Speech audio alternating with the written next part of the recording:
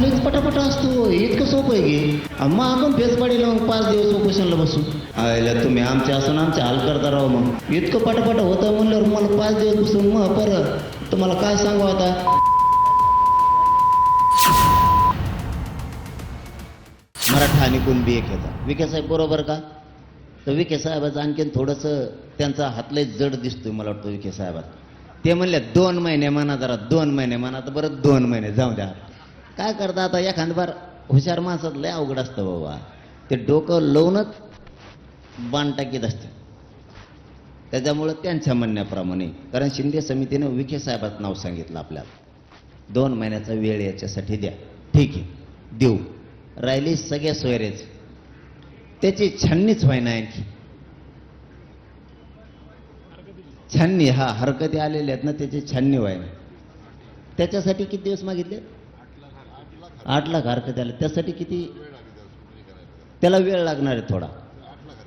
8 लाख हरकती एक्स्ट्रा आल्यात असं त्यांचं म्हणणं आहे. राहिलेत फक्त 2 मुद्दे. तुम्हाला फक्त इमानदारीनं पोरावं सांगतो, मी आहे तोवर तुम्हाला डंक नाही. तुम्ही पोरं समजून घ्या. खातानं माणसानं मराठ्यांनी छत्रपती शिवरायाच्या विचाराप्रमाणे चालायचं. तुम्ही थोडा घास जर खाल्ला तर पोट भरत चलन. थोडा थोडा थोडा थोडा खाल्ला. तुम्ही एकदा जर वंजळभर खाल्ला तर नळड्यात गुंतण्याची दाट शक्यता असते. छत्रपती शिवरायांनी आपल्याला त्या स्वरूपाचं स्वराज्य दिलं. पुढच्याला कळून तर दिलं नाही, कापला तर खरा. छत्रपती शिवरायांनी पुढच्याला कळू तर दिलं नाही, कापून तर माघारी आले. बिगर कापल्याचा माघारी आले नाही. थोडंसं डोक्याने चलू. हे न होणाऱ्या गोष्टी व्हायला लागल्या. 2 गॅजेटियरची ती अंमलबजावणी करून बाकीच्या 6 मागण्याची अंमलबजावणी करायले. सगळ्यांचा GR काढून.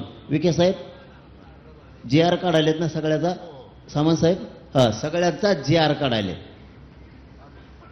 आता लगेच आपण हा म्हणलं की म्हणले ना ते लगेच ना. आणि आम्ही गेल्यावर नाही, मग मी नसतो जात.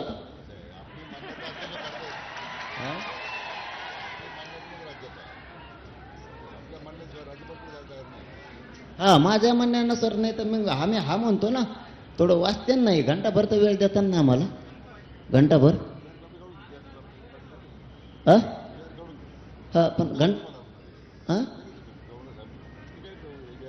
पण लईच पटापटा असतो इतकं सोपं आहे की मग आपण फेसपाडीला मग 5 दिवस उपोषणला बसू.